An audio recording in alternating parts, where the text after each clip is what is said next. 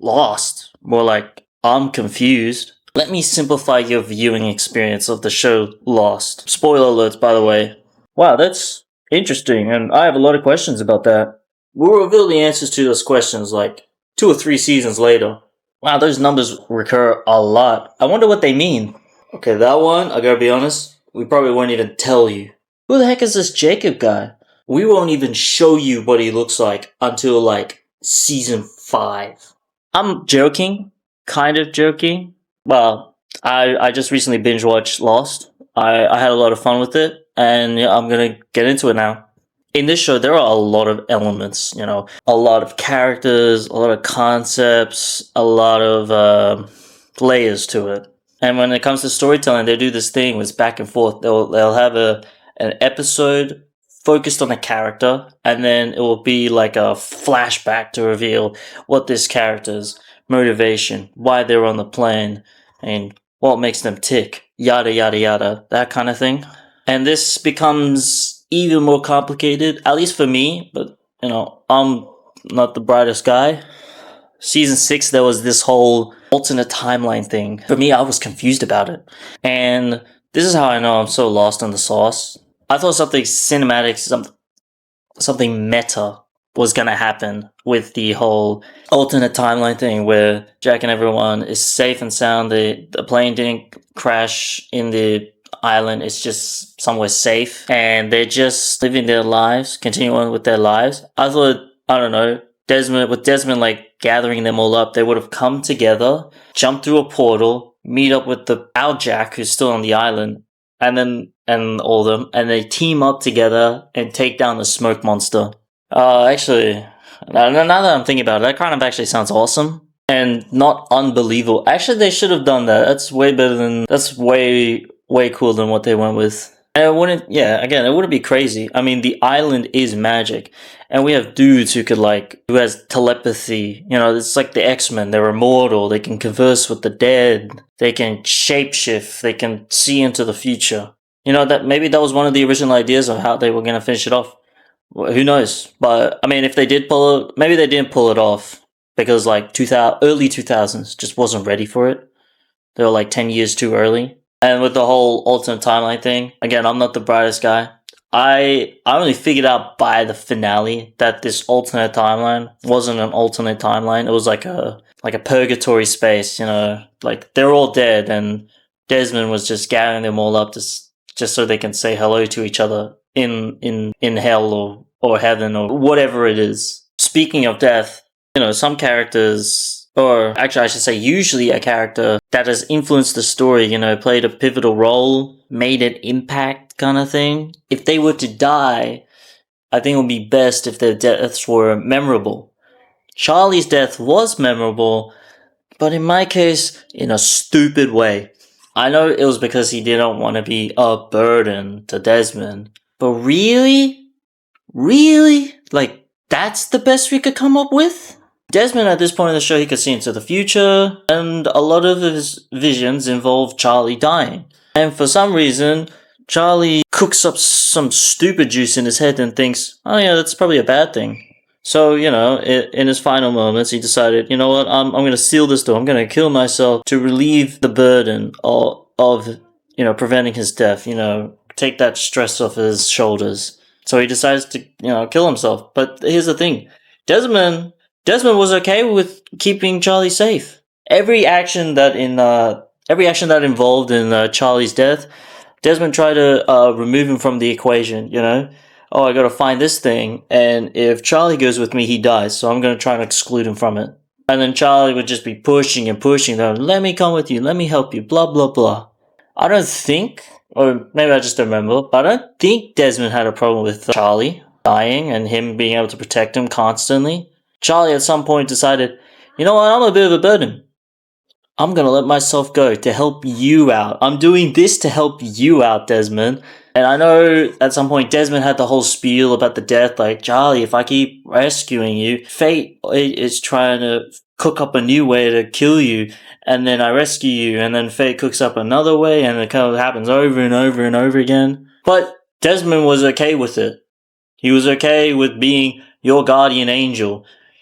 Charlie, screw you. Most people would be happy to have a guardian angel look out for them.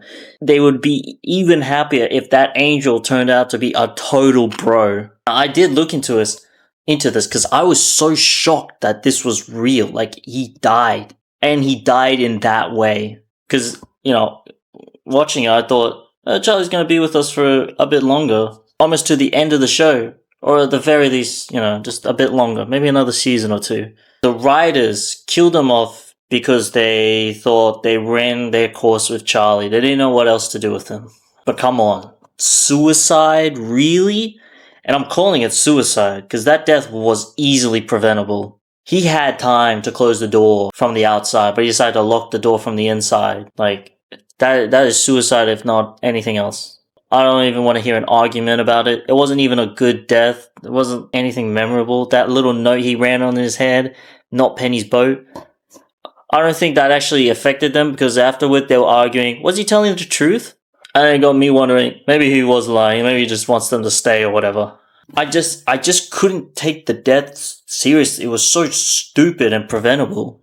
That's just my opinion, and everyone's, I guess, entitled to their own opinion. Maybe I'm in the minority, maybe I'm in the majority. Who knows? As I said, there's a lot of elements to the show, and there's a lot of characters. Sawyer, I hate that guy at first, and then I loved that guy. At first, he's basically the douchebag of the group.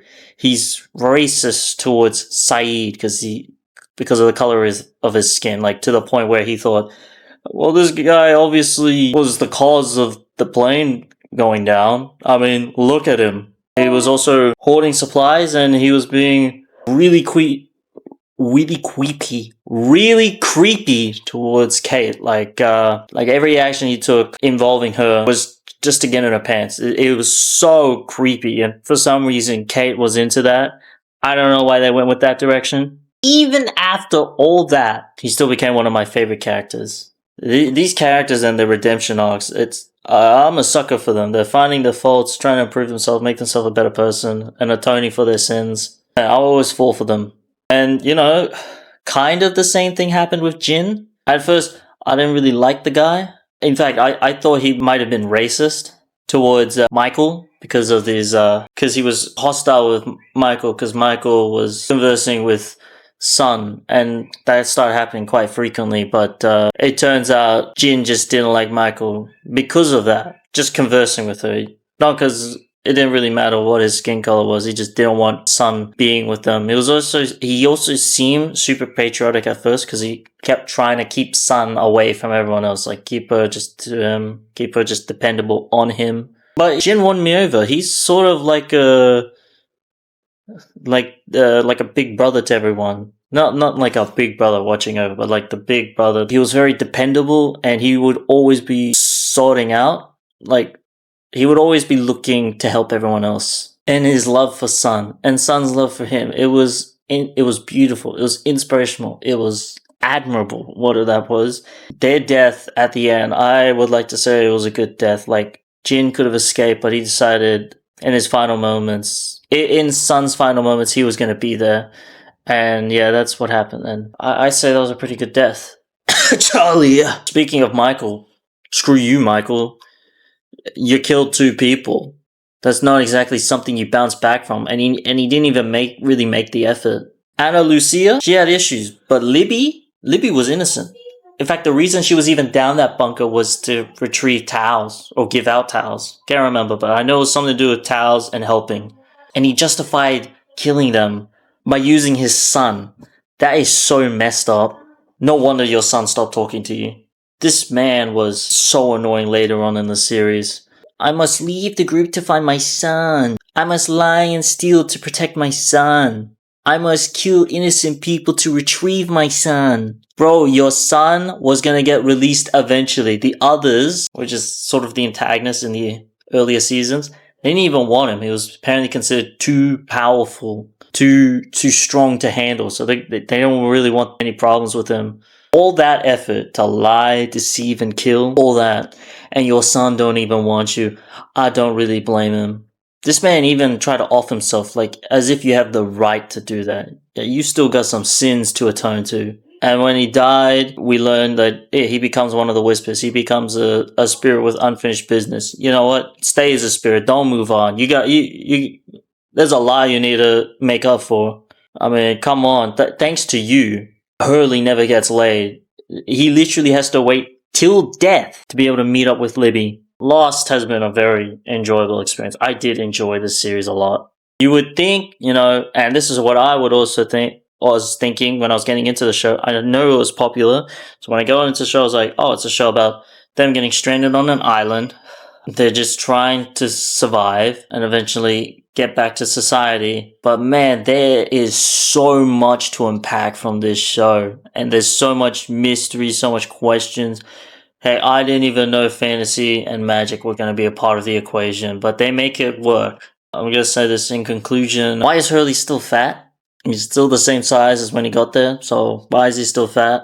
What is that black smoke? You're going to have to wait a really long time to get that answer. Who is that whispering in the trees? You might think you know, but the answer is not going to get revealed until, the end. Why is that song, You All Everybody, so popular? I know music is subjective, but it just doesn't sound good. I don't know what to tell you.